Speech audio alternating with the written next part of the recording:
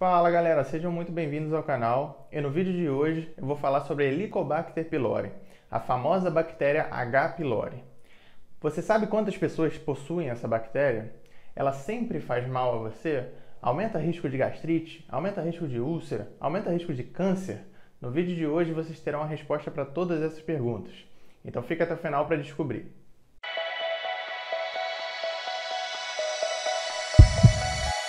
Bom, o que seria então a H. pylori? Como eu falei no início do vídeo, ela é uma bactéria. Mas que tipo de bactéria? Ela é uma bactéria bacilo gram-negativo. E como que a gente adquire essa bactéria? Não existe ainda um dado muito concreto para dizer exatamente o mecanismo de transmissão dessa bactéria. Mas a teoria mais aceita hoje em dia é que a transmissão seja fecal-oral. Ou seja, você contrai essa bactéria adquirindo e consumindo alimentos mal higienizados. Então, por exemplo, uma pessoa tem essa bactéria colonizando o seu trato digestivo, essa pessoa ela leva a mão na boca ou ela vai no banheiro, não se higieniza adequadamente, manipula um alimento, você ingere esse alimento e aí contrai essa bactéria. Então, atualmente, essa é a teoria mais aceita. Duas curiosidades que vocês precisam saber sobre essa bactéria. A primeira, essa bactéria que só coloniza o nosso estômago. Tá? Então, de todos os órgãos e tecidos do nosso corpo, o único local que essa bactéria vive é no nosso estômago. Ela é praticamente desenhada para isso. Vocês vão entender melhor isso, mas ela só vive no nosso estômago. E a outra curiosidade é que mais da metade da população mundial tem essa bactéria. Cerca de 60 a 70% da população tem essa bactéria presente no estômago. É um dado extremamente assustador. Quando você para pensar, é muita gente que tem essa bactéria, mas nem sempre essa bactéria traz um mal. E vocês vão saber isso ao longo do vídeo. Então, bora começar. Bom, e como que essa bactéria age dentro da gente? O nosso estômago, ele é um ambiente extremamente ácido. O pH do estômago gira em torno de 2 a 3. Então, o nosso estômago ele foi feito para eliminar germes externos. É como se fosse um mecanismo de defesa nosso. Pouquíssimos seres vivos conseguem sobreviver a um pH tão ácido. Então, sempre que a gente come um alimento contaminado com algum vírus, uma bactéria, algum agente externo, esse ácido muitas das vezes é capaz de matar esse agente e está acabado o problema. Mas quando se trata da H. pylori, ela tem alguns mecanismos interessantes para contornar isso. Lembra na aula passada sobre gastrite, que eu falei que o nosso estômago ele tem vários mecanismos de se proteger contra o ácido? A mucosa, ou seja, o revestimento do estômago, ela é cheia de mecanismos que evitam que o ácido consiga agredi-la. E essa bactéria, ela se beneficia desses mecanismos, porque essa bactéria ela tem uns certos flagelos, é como se fossem pernas, que ela consegue caminhar pela mucosa e entrar na nossa mucosa gástrica. Então é como se ela achasse um refúgio ali. Ela fica dentro da nossa mucosa gástrica, usando o benefício de proteção que ela tem contra o ácido para se proteger também. Então é assim que essa bactéria consegue viver no ambiente como o estômago. E que males essa bactéria pode causar a gente? Eu falei anteriormente que mais da metade da população tem essa bactéria no estômago.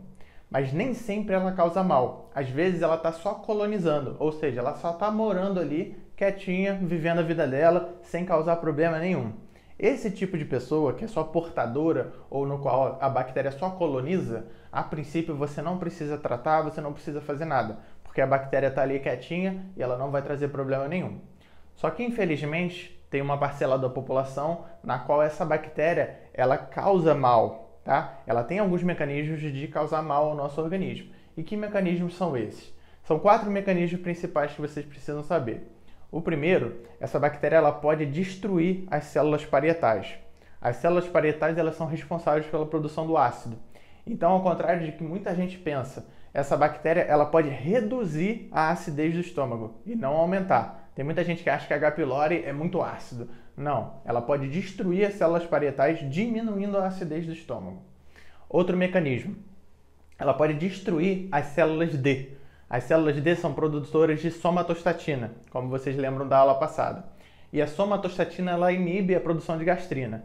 Então, se você destrói a célula D, produz pouca somatostatina, deixa de inibir gastrina, então você acaba tendo um aumento da gastrina. Esse aumento da gastrina até pode contribuir para um aumento da acidez, Mas como a destruição da célula parietal pode prevalecer, então geralmente a acidez ela é inalterada ou até reduzida.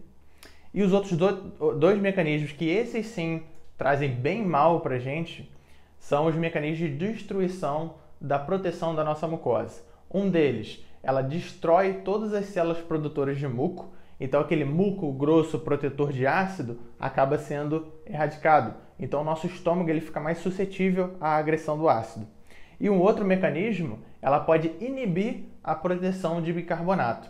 Se você inibe a produção de bicarbonato da mucosa, você também tira um dos mecanismos de proteção da mucosa.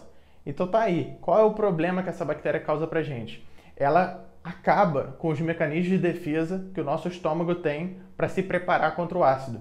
Então o ácido que está no estômago acaba agredindo mais a mucosa, entendeu? Então não é que a bactéria piore a acidez, ela diminui a nossa proteção contra o ácido. O ácido muitas das vezes está inalterado, mas ele agride mais a mucosa.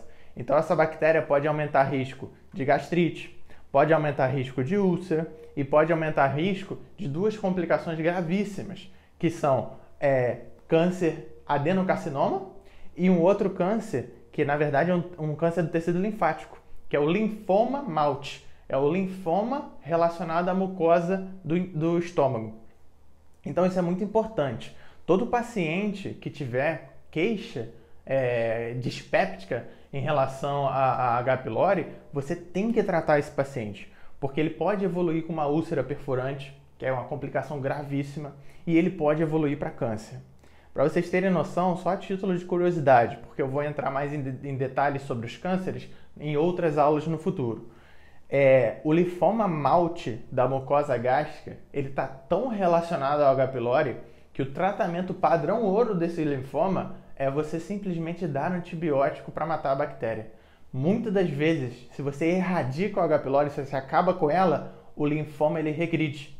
Olha que interessante. Então essa bactéria tem uma forte relação com o câncer. Ela é considerada uma bactéria cancerígena. Ela aumenta o risco de câncer. Então isso é muito importante. Então tem que ficar muito de olho nisso. Bom, como é que a gente vai fazer o diagnóstico dessa bactéria? Existem testes invasivos e não invasivos. Os testes não invasivos, um que é muito simples, é a sorologia da bactéria. Você pede um ELISA, Helicobacter pylori, IgM e IgG. Qual é a vantagem e a desvantagem desse teste? Vantagem é zero invasivo e muito simples de fazer. É só você coletar uma amostra de sangue e pesquisar o anticorpo contra essa bactéria. Desvantagens desse teste. Esse anticorpo ele pode ser detectado só na presença de colonização. Ele pode ser detectado por uma infecção antiga. Então, às vezes, você teve essa bactéria na infância, você tratou, ela não está mais contigo, mas o anticorpo persiste positivo. Então, assim, é um teste pouco confiável. A ausência dele não exclui completamente a doença e a presença dele também não quer dizer que você tem H. pylori ativo. Pode ser só uma memória imunológica. Então, assim, não é um teste muito usado, não é tão confiável, mas vale saber que ele existe.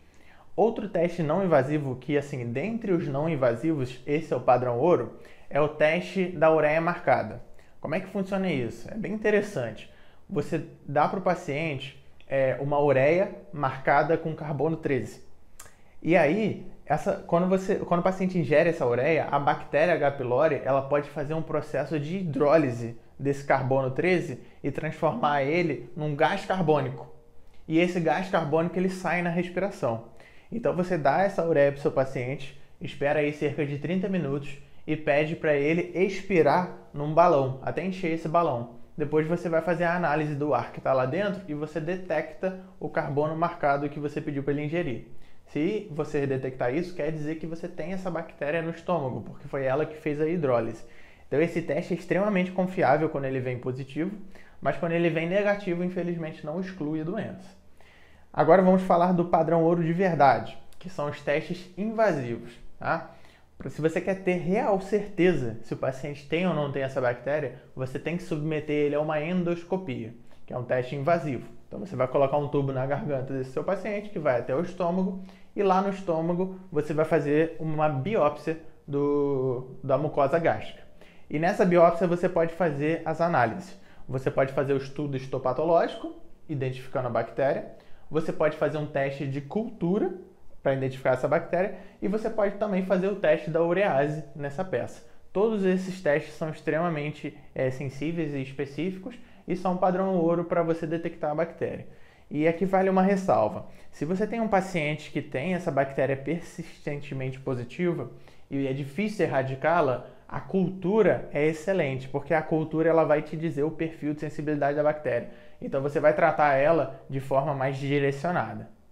Bom, enfim, diagnosticamos o nosso paciente portador de H. pylori e agora, vamos tratá-lo? A primeira coisa que você tem que se perguntar é: esse paciente tem alguma consequência da bactéria ou alguma doença que pode estar sendo acentuada por ela? Se a resposta for sim, você tem que tratar. Se a resposta for não, não é necessário tratar.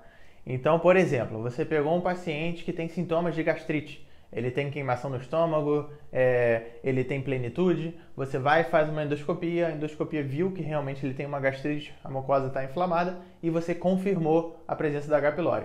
Esse paciente ele deve ser tratado até você erradicar a bactéria. Tá? Outro paciente tem H. pylori e tem úlcera, tem que tratar a H. pylori.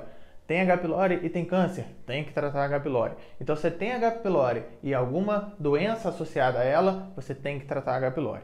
Agora, você pega um paciente rígido, você faz uma endoscopia por um check-up ou para investigar alguma outra coisa, e na biópsia da endoscopia vem a presença de H. pylori, mas esse paciente ele não sente nada. Ele não tem gastrite, ele não tem úlcera, ele não tem câncer, ele não tem queimação, ele não tem nada. Você não precisa tratar essa bactéria. Ela está só colonizando o seu paciente e não vai fazer mal algum.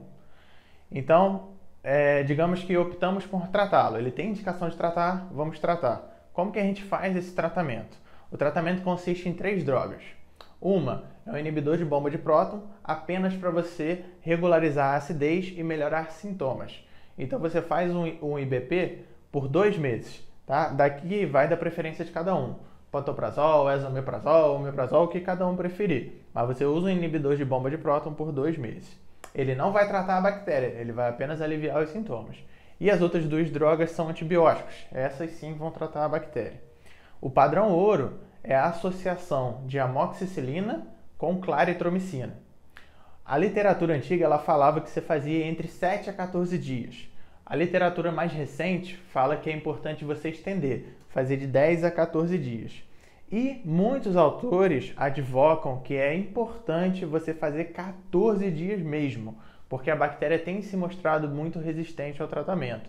Então, a grande maioria das literaturas recomenda que você faça 14. Se você fizer entre 10 e 14, tem literatura que embasa, mas a maioria já recomenda que faça 14 dias. Então, são 2 semanas de antibiótico, 14 dias, amoxicilina e claritromicina, e 2 meses de inibidor de bomba de próton. Se o paciente não respondeu a esse esquema de tratamento, o que fazer? Existem vários outros esquemas antibióticos propostos que você pode fazer. Eu vou deixar eles listados aqui na imagem, tá? Para vocês acompanharem. Mas o importante, e a gente volta na questão do diagnóstico, é você fazer uma endoscopia pedindo uma cultura. Porque aí você vai identificar o perfil de sensibilidade dessa bactéria e vai tratar ela mais direcionado. Ao invés de ficar chutando, atirando no escuro e fazendo vários esquemas diferentes de antibiótico e errando com frequência, o ideal, após uma resistência, é você tentar identificar o perfil da resistência do bacteriano. Então é basicamente isso. Tem que tratar IBP por 2 meses, amoxicilina e claritromicina por 14 dias. E aí o que você faz de acompanhamento? O ideal é que você espere 1 a 2 meses.